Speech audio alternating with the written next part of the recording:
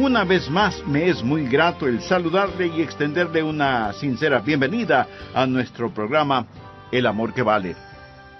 Sabe, estuve pensando acerca de los nombres de Dios. Jehová Shammah significa el Dios que está aquí. Jesús dijo, porque donde están 2 o 3 congregados en mi nombre, allí estoy yo en medio de ellos. Gracias a Dios por eso. Jesús está con nosotros. Jehová Shammah está aquí, más cercano que la persona que puede estar junto a usted. Por favor, abra la palabra de Dios en Romanos capítulo 12. Hoy estudiaremos acerca de los dones espirituales. Romanos 12, versículo 6. De manera que teniendo diferentes dones, él está hablando acerca de los diferentes dones. Usted tiene un don, yo tengo otro. Tenemos dones diferentes. Nadie tiene todos los dones. Todos tenemos por lo menos un don. Usted es un hijo dotado. Un don espiritual no es un talento natural, pues un don es una habilidad sobrenatural. Puede ir entrelazado con un talento natural, pero va más allá. No es natural, es sobrenatural. Es un don de gracia. La palabra griega para gracia es charis. Por ello lo llamamos un don carismático. Usted es un hijo dotado y quizás se sienta indigno. Tal vez diga, no soy dotado, pastor. Solo soy un humilde obrero. Ni siquiera soy digno de dirigir en oración silenciosa en el departamento de niños. Mi amigo, usted es un hijo dotado. Alejandro Magno, el gran general conquistador, una vez dio una preciosa e invalorable copa de oro a un humilde sirviente. Cuando el sirviente vio el regalo, exclamó, «Oh, no, eso es demasiado para que yo lo reciba». Y Alejandro se irguió y dijo, «Pero no es demasiado para mí el darlo. Dios es el que da el don. Por eso, no se acerque con una humildad falsa diciendo que usted no tiene ningún don particular. En los tribunales de Cristo, usted dará cuentas de lo que hizo con su don espiritual y su mayordomía de ese don espiritual. Así que usted necesita descubrir su don espiritual y hoy vamos a estar hablando acerca de cómo descubrir su don. Veamos en primer lugar la presentación de sacrificio. Todo empieza con la presentación de un sacrificio. Por favor, mire Romanos 12, versículo 1. Así que, hermanos, os ruego por las misericordias de Dios, que presentéis vuestros cuerpos en sacrificio vivo, santo, agradable a Dios, que es vuestro culto racional. Subraye las palabras presentéis y sacrificio, y entonces entenderá por qué hablo de la presentación de un sacrificio. Pablo escribió bajo la inspiración divina y empieza diciendo, os ruego. Usted sabe lo que significa rogarle a alguien. Significa suplicarle. Y puesto que Pablo escribió por Dios mismo, casi es como si Dios estuviera de rodillas delante de nosotros, rogándonos. Esta es la oración de Dios hacia nosotros. Cuando oramos a Dios y le decimos, Señor, te ruego, Señor, por favor, Señor, por favor. Bien, si no oímos la oración de Dios hacia nosotros, ¿por qué Dios debe oír nuestra oración a Él? Nuestro Señor está diciendo, os ruego que presentéis vuestros cuerpos en sacrificio vivo. ¿Por qué? En base a las misericordias de Dios. Él es bueno siempre, ¿verdad? Oh, gracias a Dios por sus misericordias. Cuando éramos rebeldes y estábamos bajo maldición e íbamos rumbo al infierno, cuando estábamos en oscuridad y no entendíamos, Él por su misericordia nos buscó, nos salvó, nos guarda, nos satisface, somos suyos, nos compró con su sangre. Escúcheme cuidadosamente. La consagración no es dar a Dios algo. La consagración es quitar sus manos de lo que ya le pertenece a Dios. Usted no es su dueño, usted sencillamente quita sus manos de éste. Usted no puede decir, es mi vida. No lo es. Usted no es su dueño. Fue comprado con un precio y debemos ser un sacrificio vivo. ¿Qué significa que debemos ser un sacrificio vivo? Permítame decirle lo que significa. En primer lugar, va a ser diferente a cualquier sacrificio animal del Antiguo Testamento, porque ningún sacrificio animal fue voluntario. Usted se ofrece, se presenta. ¿Lo ha hecho alguna vez? Simplemente ha dicho, heme aquí, Señor, me presento a ti, soy un voluntario. Todo lo que tengo es tuyo. Wilbur Chapman fue un gran evangelista, y él le preguntó al general Wood, el fundador del Ejército de Salvación, General, ¿cuál es el secreto de su vida? ¿Por qué Dios lo ha usado tanto? El general Wood pasó su mano por sus blancos cabellos, pensó por un momento y luego contestó, Dios tiene todo de mí. Ha habido hombres más inteligentes, enormes oportunidades, pero yo desde el día que tuve la visión de lo que Dios podía hacer por la pobre y antigua ciudad de Londres, determiné en mi mente que Dios poseería todo de mí, de William Booth. Permítame preguntarle, ¿alguna vez le ha dicho eso a Dios? Dios, aquí estoy. Puedes tener todo lo que soy. Me presento voluntariamente como un sacrificio, sabiendo que eso significa que soy desechable. Todos mis planes y metas, así como las llamadas posesiones, los sacrifico, Señor, a tu sangre. ¿Esto no le parece extraño a usted? Bueno, lo es para la gente moderna. Queremos tomar nuestro cristianismo y fijarlo a nuestra vida regular. Queremos defender nuestra vida, nuestros derechos. Permítame decirle lo que le sucedía a un sacrificio en el Antiguo Testamento. Era degollado. Por lo tanto, no más planes propios. Se lo ponía en el altar, y toda vez que era un sacrificio de sangre, había la tendencia de que el sacrificio se resbalara del altar, por lo que usaban 2 ganchos llamados ganchos de carne. ¿Sabe usted qué es lo que le sujeta al altar? ¿Tiene usted la tendencia de resbalarse del altar? Bueno, yo la tengo. Hay 2 ganchos que lo mantendrán en el altar, disciplina y devoción. Y para pertenecer al Señor Jesucristo, eso es lo que debe hacer, presentarse como sacrificio vivo.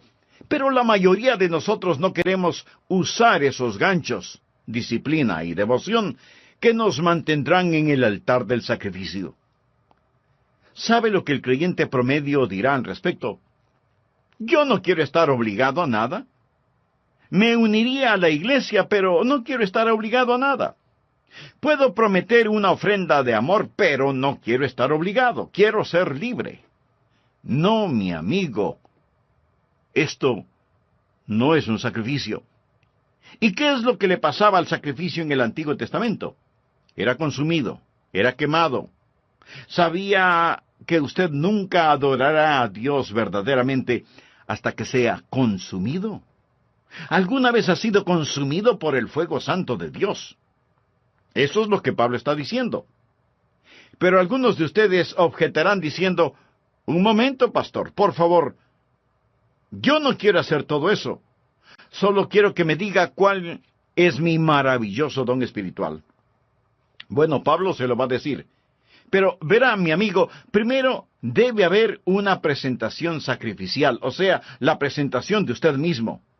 Usted dice, Pastor Rogers, si yo hiciera eso, ¿quién sabe lo que Dios quisiera que yo haga? Suponga que usted tiene un hijo, jovencito, y suponga que un día su joven hijo viene y le dice, Papá, he estado pensando, tú eres tan sabio, amoroso y bondadoso, y tienes tanta experiencia. Por eso, me parece que lo mejor que puedo hacer es pedirte consejo. Y lo que tú me digas que debo hacer, eso es lo que haré, y lo haré de todo corazón.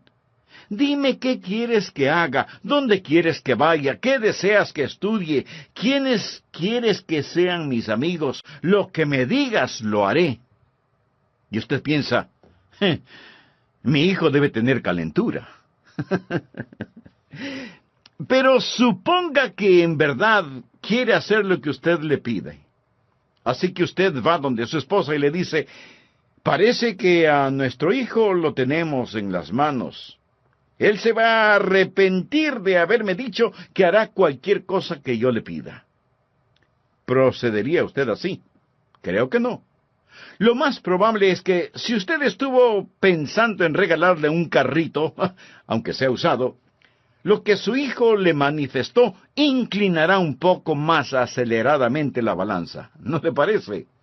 Es la manera que él tiene de decirle, papá, yo sé que me amas. Usted se presenta a sí mismo como sacrificio vivo y comprobará cuál sea la buena voluntad de Dios, agradable y perfecta. No tenga miedo de entregarse a Él, ni de decir, heme aquí, Señor, me entrego totalmente a ti. Ese es el primer principio, la presentación de un sacrificio. El segundo principio es, habrá una transformación espiritual. Después de la presentación viene la transformación. Mire por favor el versículo 2. No os conforméis, es decir, no se dejen amoldar a este siglo, sino transformaos por medio de la renovación de vuestro entendimiento, para que comprobéis cuál sea la buena voluntad de Dios agradable y perfecta. Una transformación. La palabra transformación aquí es una traducción de la palabra griega metamorfo. ¿Qué palabra le recuerda? Metamorfosis. Y esta es la transformación. Usted pasará por una metamorfosis. Como una oruga entra en un capullo y pasa por una metamorfosis, y ese feo gusano que entra en ese capullo sale como hermosa y gloriosa mariposa. ¿Por qué? Porque ha pasado por una metamorfosis que literalmente significa un cambio de forma. Y cuando usted se presenta de esa manera a Dios, amigo, usted va a tener una metamorfosis. La palabra describe literalmente lo que pasa cuando la naturaleza interna sale a la superficie. ¿Cuál es la naturaleza interna de esa oruga? Es una mariposa. ¿Sabía que esta es la palabra que se usó cuando Jesús fue transformado en el monte de la transfiguración? ¿Recuerda la historia? Él subió a esa montaña con Pedro, Santiago y Juan, y allí la Biblia dice que él fue transformado, transfigurado. Es exactamente la misma palabra que se usa aquí. Por ello, se le llama el monte de la transfiguración. Jesús pasó por una metamorfosis. ¿Recuerda lo que dije? ¿Qué es una metamorfosis? Es cuando la naturaleza interna sale a la superficie. ¿Cuál es la naturaleza interna de Jesús? Gloria. Cuando Él pasó la metamorfosis, su gloria salió a la superficie, su rostro resplandecía como el sol de mediodía. Su vestidura era blanca como la nieve. El fulgor del Señor Jesucristo estaba allí siempre, pero lo que estaba en la naturaleza interna pasó por una metamorfosis, y la naturaleza interna salió a la superficie como la naturaleza interna de una oruga, una mariposa. La naturaleza interna de Jesús es gloria. Una pregunta. ¿Cuál es su naturaleza interna si es salvo? Jesús. Jesús. Él es su naturaleza interna. Y cuando usted se presenta a Él como un sacrificio vivo, una transformación espiritual toma lugar. El Jesús que es residente en usted se convierte en el Jesús presidente en usted. El Jesús escondido en usted es el Jesús revelado en usted. Y hay un cambio divino y usted no es moldeado por este mundo. Y este mundo que camuflaría, borraría y escondería su naturaleza interna, esos grilletes se rompen y Jesucristo sale de usted.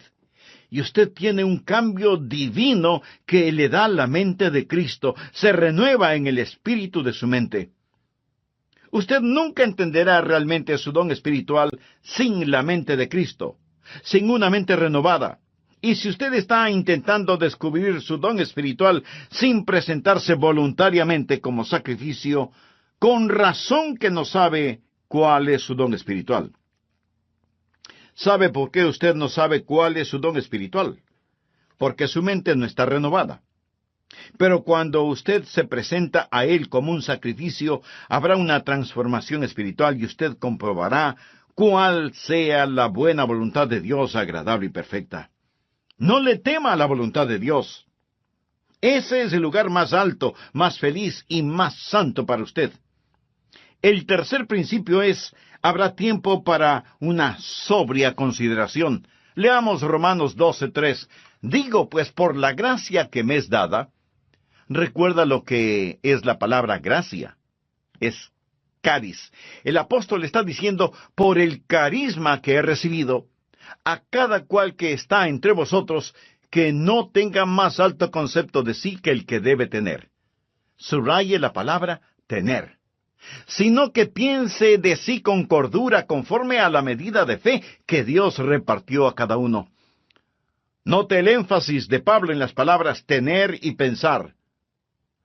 No estamos hablando de que Él, Jesús, va a renovar nuestra mente. Bien. ¿Qué es lo que usted haría con una mente renovada? Puedo sugerirle que piense. Tal vez algunos de ustedes crean que es erróneo el pensar. Piensa que cuando usted se volvió un creyente, puso su mente en neutro, y que debe vivir solo con estremecimientos espirituales. ¡No! Dios renueva su mente para que usted pueda pensar con esa mente renovada. Hablamos de descubrir su don espiritual y usted debe pensar. Ahora, ¿cómo o qué piensa de usted mismo? Quiero que haga un inventario de usted mismo. Olvídese por un momento de mí y solo piense en usted. ¿Cómo debe pensar? Bueno, miremos la respuesta en el versículo 3. Que no tenga más alto concepto de sí que el que debe tener. Eso, mi amigo, en simple español quiere decir que no debe presumir de tener un don espiritual que no lo tiene. Escuchamos a algunas personas decir, «Oh, usted puede hacer cualquier cosa que piensa que puede alcanzar». Hay una palabra muy castiza para describir eso. Tonterías. Eso es pura necedad. Les dicen a los jóvenes, cualquier cosa que quieran hacer, la pueden hacer. Muy bien.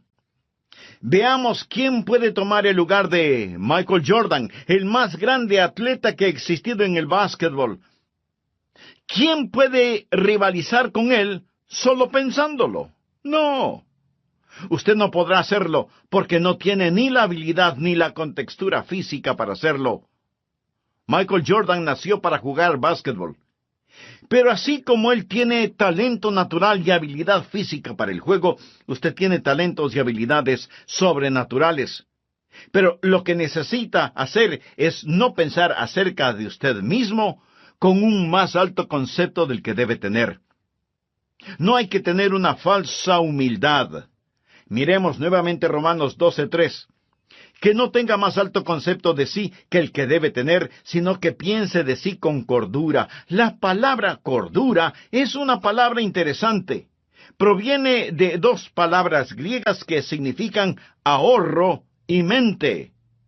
Pensar con cordura. Decir, soy lo que soy por la gracia de Dios. Así que no vaya por ahí diciendo que usted no tiene ningún don espiritual. Eso no es más que una falsa humildad. Y una falsa humildad es tan mala como el pecado de la exageración. El decir que usted tiene un don espiritual no es malo, pero el decir que no lo tiene es rebelión. Tiene que pensar con cordura, o sea, tiene que pensar honestamente acerca de lo que tiene. El negar el regalo de la gracia no es humildad, es incredulidad y rebelión. Pensar de nosotros mismos con cordura, sin pecaminosa exageración ni falsa humildad. Mírese usted mismo. Haga un inventario de usted mismo. Pero, pastor, eso suena complicado. ¿Podría ayudarme un poquito? Deme alguna guía de cómo pensar. Bien, en el próximo programa de esta serie le daré a conocer varios principios que le ayudarán mucho en este asunto de descubrir su don o dones espirituales. Antes de finalizar, quiero decirle que si usted hizo un inventario honesto de usted mismo, seguramente descubrió no solo que no está utilizando sus dones, sino que no tiene una relación personal con el dador de sus dones. Y para activar esos dones espirituales, usted necesita estar conectado a la fuente de poder. Si ese es su deseo, le invito a orar de la siguiente manera. Amado Dios, sé que he estado viviendo una religiosidad que no ha cambiado mi manera negativa de vivir. Me reconozco pecador delante de ti y vengo a implorar tu misericordia, tu perdón, tu gracia. Señor Jesús, gracias por pagar la deuda de mi pecado con tu propia vida en la cruz del Calvario. Gracias por amarme de tal manera. Este mismo momento por fe te recibo en mi corazón como mi Salvador y Señor. Ten la bondad de hacerme un instrumento útil en tus manos y utiliza mi vida y los dones que me has dado para honra y gloria de tu nombre. Lo pido en tu nombre. Amén.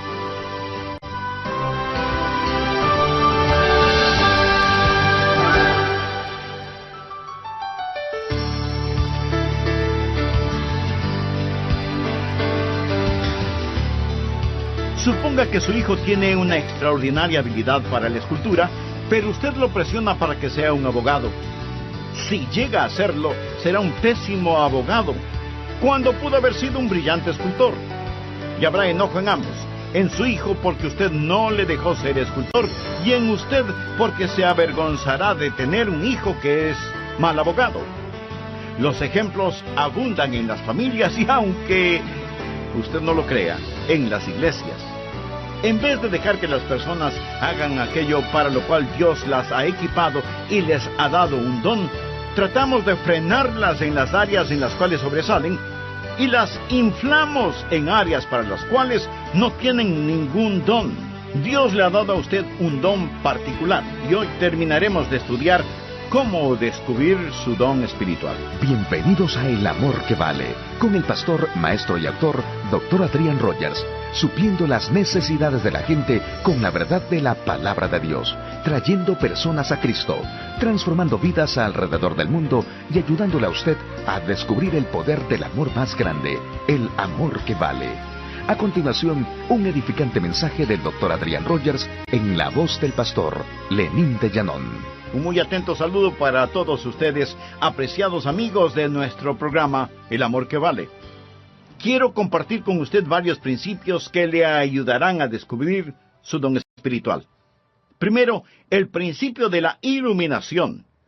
Verá, el Santo Espíritu de Dios que está en usted iluminará su mente. Esta es la parte mística de este asunto. Quiero decir, no hay una fórmula matemática. El Espíritu Santo de Dios empezará a hablar a su corazón. Así lo hizo cuando me llamó para que predicara su palabra. Ese es el ministerio de iluminación. Segundo, el principio del gozo. Cuando usted siente que el Espíritu de Dios lo mueve a que haga algo, eso es iluminación, y usted lo hace, va a sentir gozo. De paso le diré que sea que lo note o no en mi voz, yo siento gozo en hacer lo que estoy haciendo este momento, predicar la palabra de Dios. Siento mucho gozo predicando, y usted tiene que preguntarse a usted mismo, ¿qué es lo que en realidad me gozo en hacerlo? ¿Ha escuchado el relato de la escuela para animales? El caso es que los animales tenían una escuela en donde se les enseñaba a correr, a trepar, a volar y a nadar. Y cuando el pato ingresó en esa escuela, era formidable nadando. Volando no era tan bueno, y era muy malo para trepar y correr. Así que como era muy bueno nadando, no le dieron clases de natación. y más bien lo pusieron en la pista atlética para que corriera y corriera y corriera. Después de un tiempo, se volvió pésimo nadando y su correr no mejoró. El águila también entró a la escuela y era fantástico verle ascendiendo y alcanzando la copa de los árboles, pero dijeron que no lo estaba haciendo en la forma correcta. Así que le llamaron la atención por eso y le ordenaron que recibiera lecciones de natación. Al águila no le gustó recibir esas lecciones y se volvió rebelde, por lo que le expulsaron de la escuela. Luego vino a la escuela el conejo, quien era increíble corriendo. De hecho, le encantaba correr, pero no era tan bueno en el resto de cosas. Era malo nadando y no le gustaban las clases de natación. Tampoco le gustaba el trepar a los árboles, y después de unos días, el pobre conejo tuvo un ataque de nervios. Luego vino la tortuga. Uno debe sentir pena por la tortuga. No podía correr, no podía nadar, no podía volar, no podía trepar, y los animales dijeron, ¿qué de bueno puede hacer la tortuga? Así que le quitaron su caparazón para que fuera un poco más rápida caminando, hasta cuando un caballo la pisó. Y ese fue el final de la pobre tortuga. Al fin de cuentas, la escuela para animales fue un completo fracaso. Usted dirá, pero eso es ridículo. Mi amigo, eso es exactamente lo que estamos tratando de hacer en las iglesias en nuestros días. En vez de dejar que las personas hagan aquello para lo cual Dios les ha equipado y les ha otorgado un don, tratamos de frenarlas en las áreas en las cuales son fuertes y de inflarlas en algunas áreas para las cuales no tienen ningún don.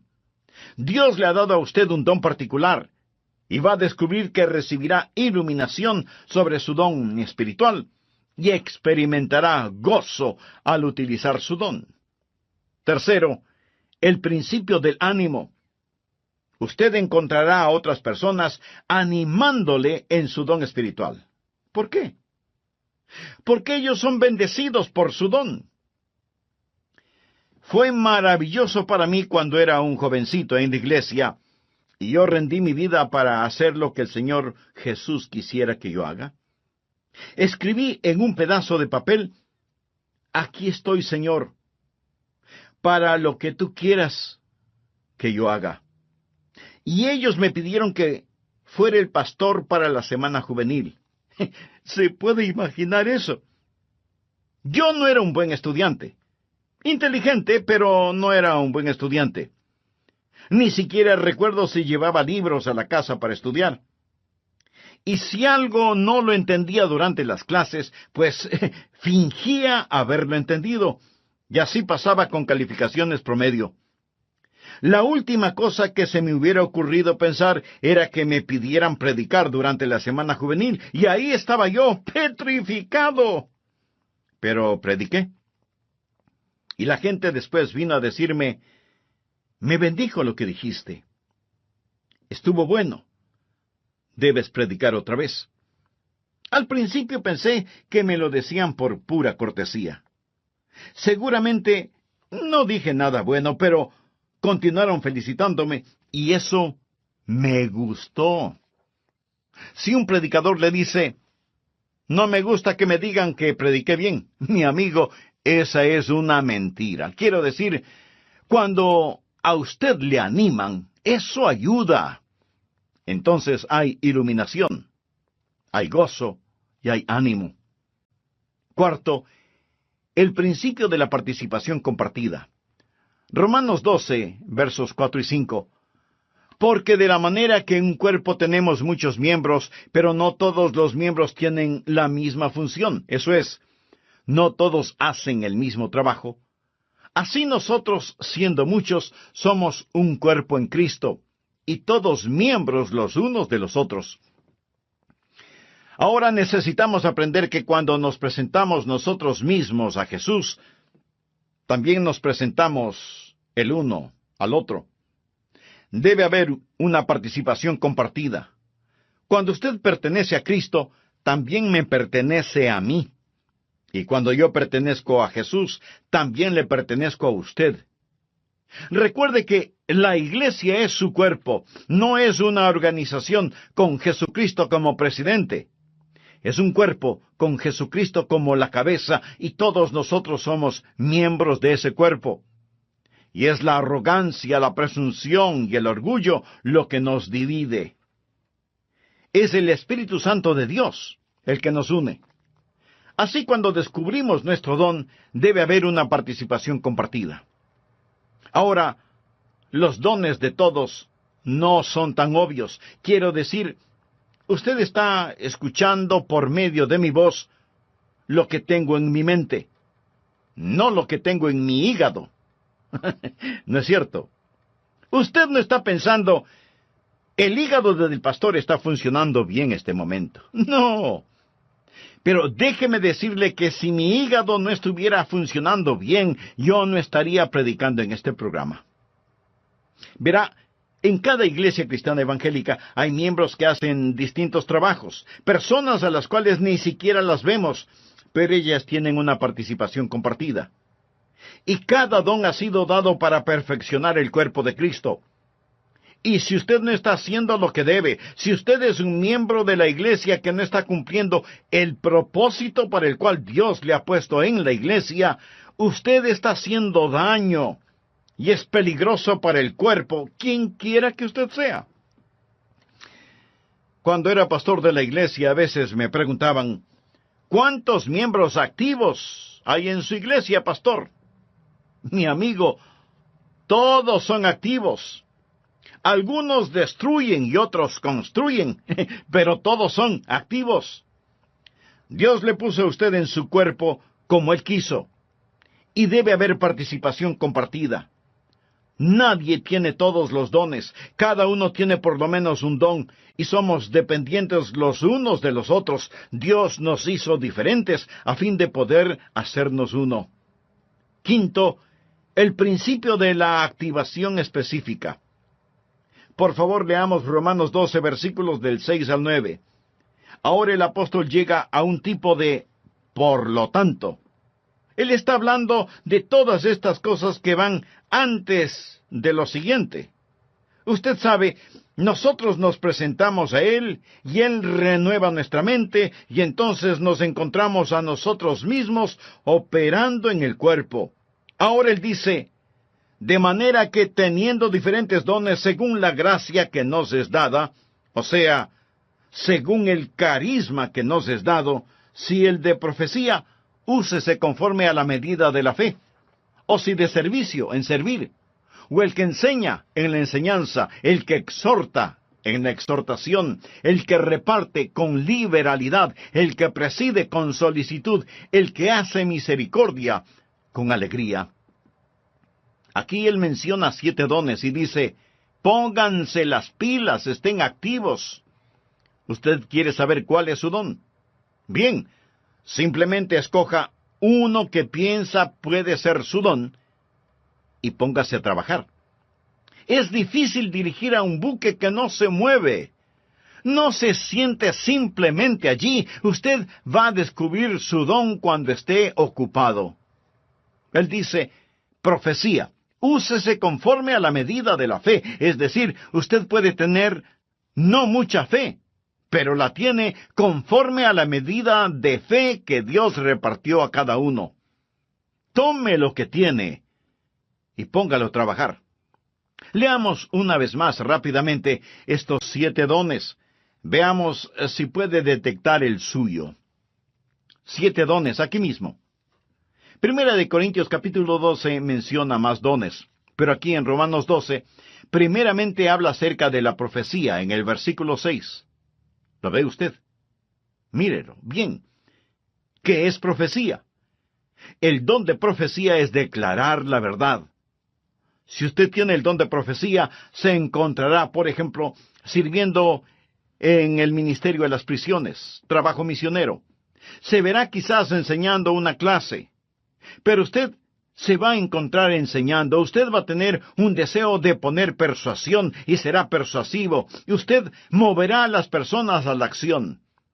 Y luego menciona en el versículo 7, servicio. Esa es otra palabra para el ministerio. Y usted va a encontrarse, si ese es su don, haciendo lo que tantas personas hacen tras bambalinas en las iglesias. Y eso es satisfacer necesidades espirituales de una manera práctica.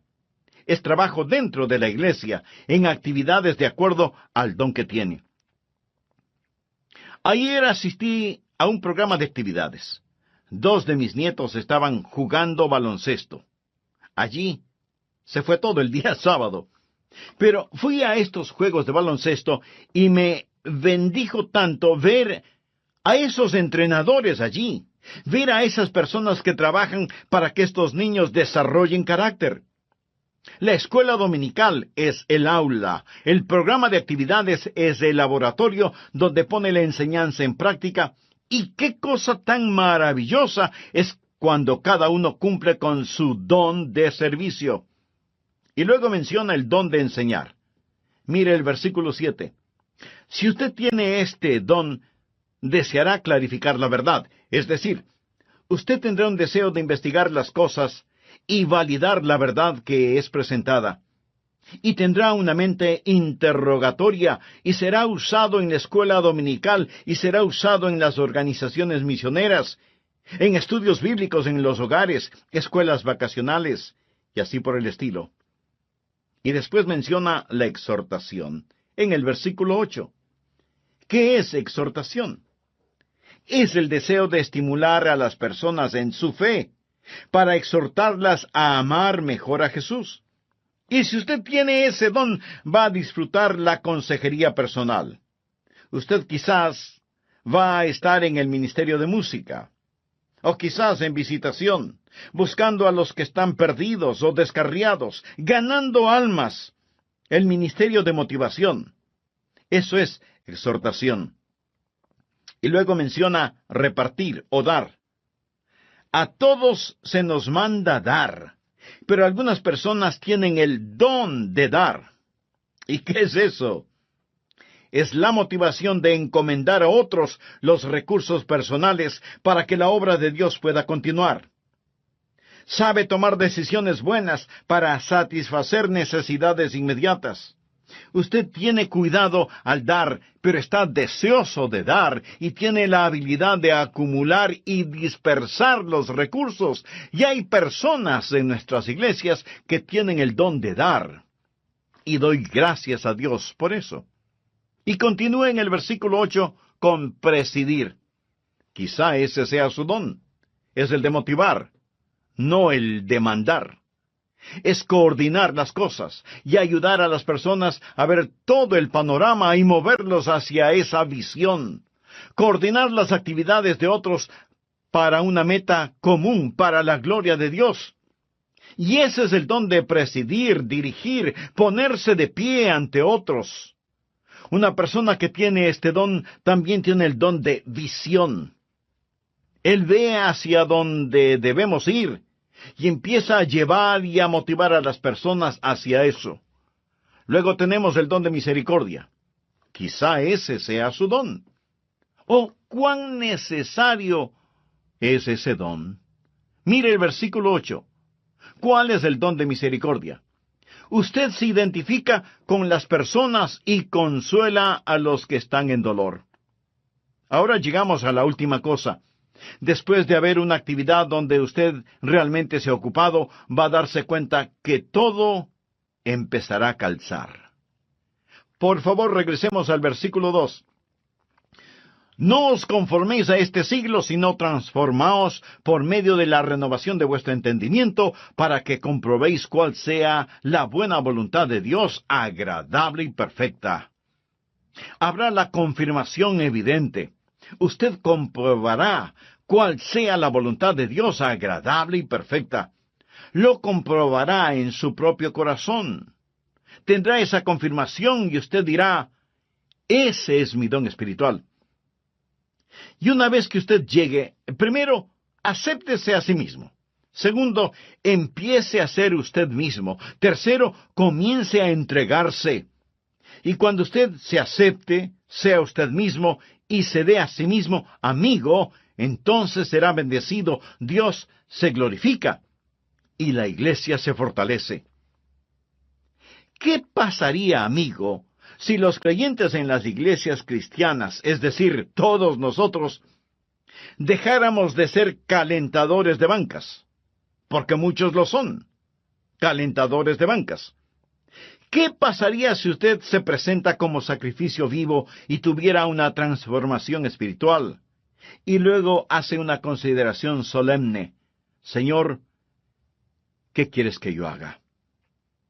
¿Sabe cuál es el problema con muchos de nosotros?